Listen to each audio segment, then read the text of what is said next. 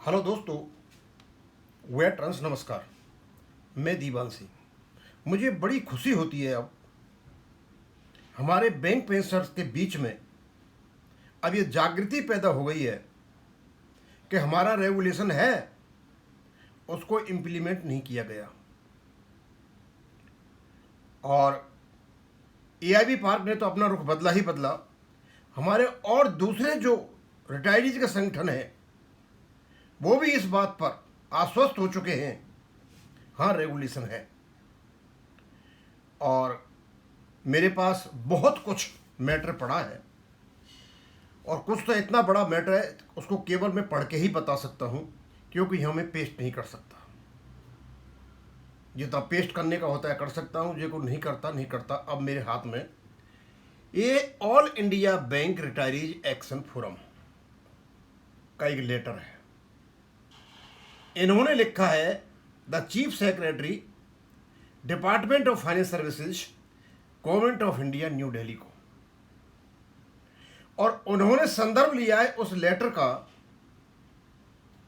जो Chandigarh high court में commutation से संबंधित केस में डीएफएस ने दिया था। और उन्होंने माना कि रेगुलेशन 1995 में जो पेंशन का है, पेंशन रेगुलेशन बैंकर्स का, वो ब्रॉडली सीसीएस रूल 1972 पर आधारित है।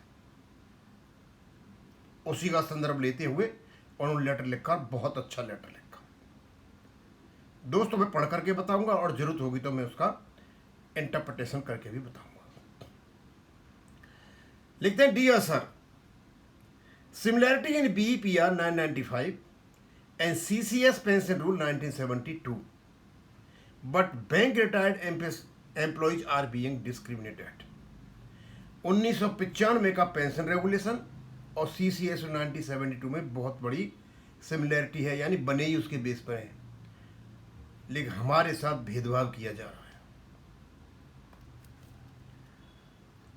Respectfully, we wish to invite your kind attention toward your letter number EF number 995 to 2026 IR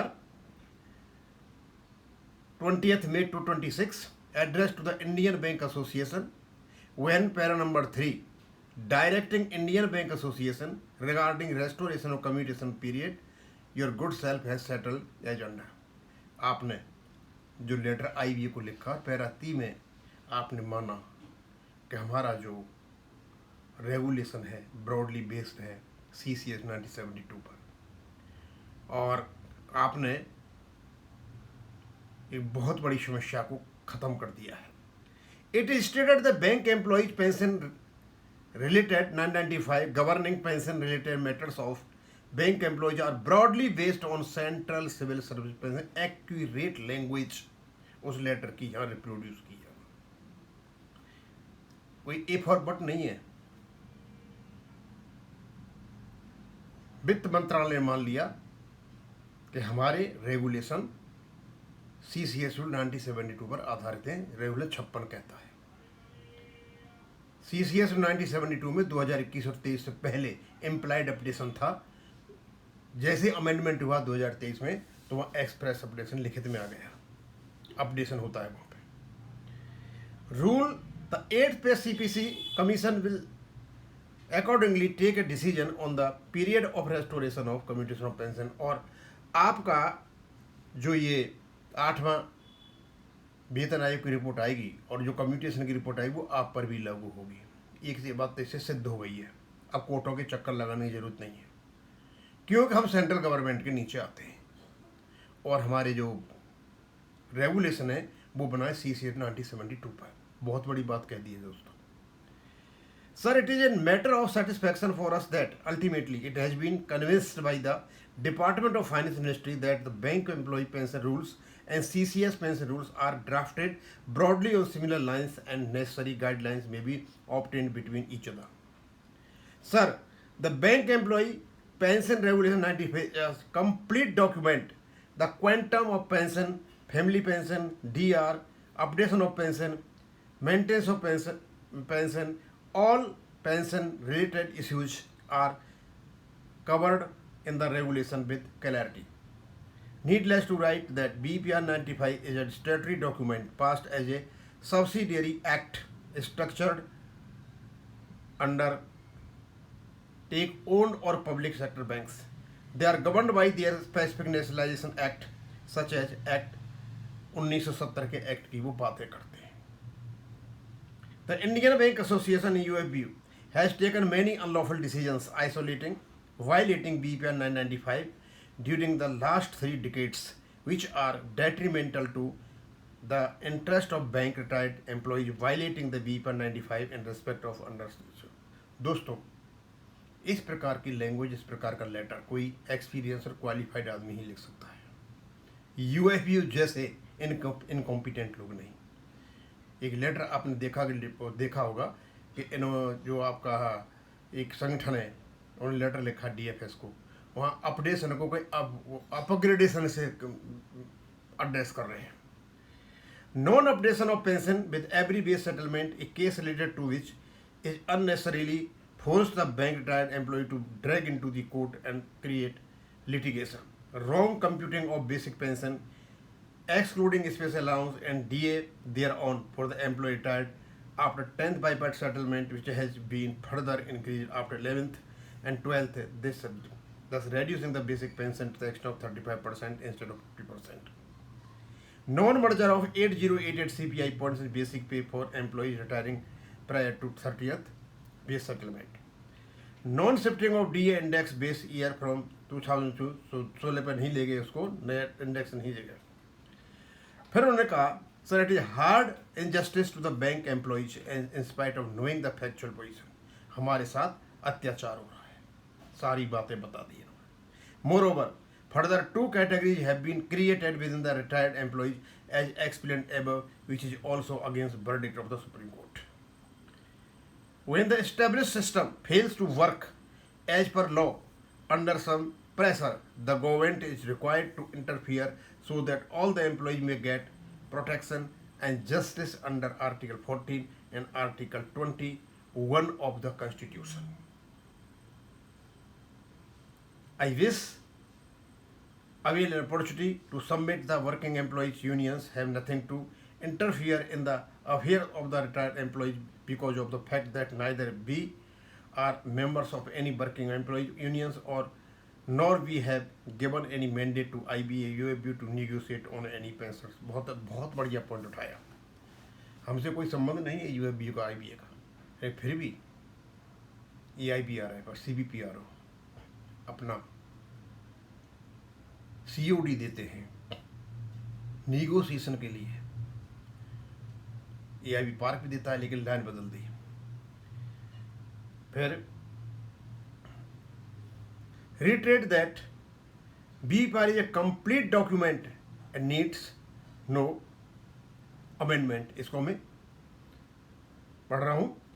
So the trespassing of working employee union in retired employee issues is absolutely unwarranted.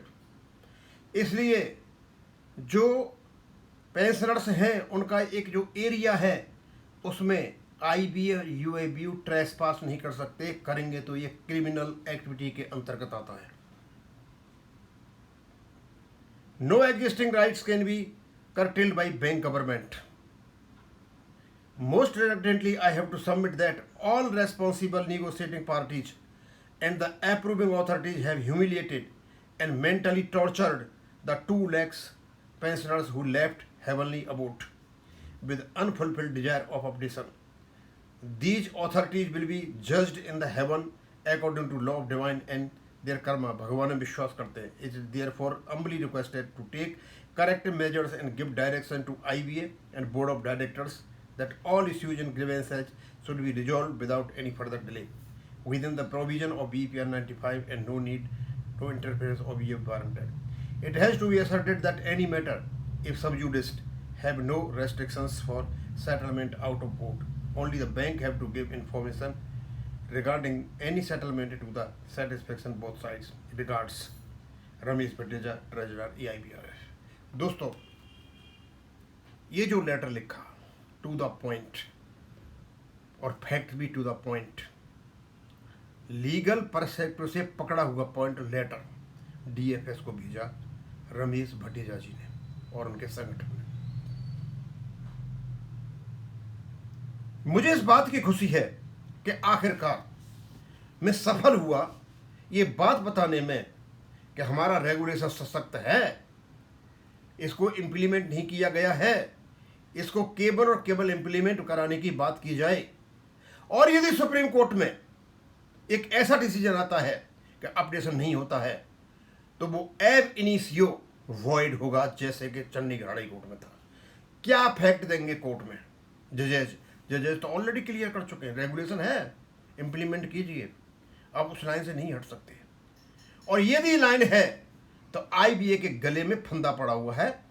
और हम तो चाहेंगे कि माननीय supreme court 2015 में judgement दिया था Chandigarh high court ने यह कहते हुए कि क्लॉज बार है, अभी अंडर निगोशिएशन है, जो नोटिफाइड हो चुका है बीपीआर में, वो अंडर निगोशिएशन कैसे हुआ इस पर भी अपनी टिप्पणी करे कोर्ट और पूछेगा आखिरकार ऐसा क्यों हुआ। केवल और केवल चंडीगढ़ हाई कोर्ट के फैसले की वजह से आज हम भुगत रहे हैं। और मैं रमेश भटेजा जी और उनके ऑर्गेनाइजेशन को धन्यवाद देना चाहूँगा। आपने अच्छा लेटर लिखा है और आपने जो कम्युनिकेशन का लेटर था जिसमें उन्होंने ये माना कि हमारे जो रूल्स रेगुलेशंस हैं वो CCL 97 पर आधारित हैं, इसको अच्छी तरह से प्रतिपादित करते हुए सारे पॉइंट जो कवर किए हैं आपने, इतने ही कवर करने चाहिए थे।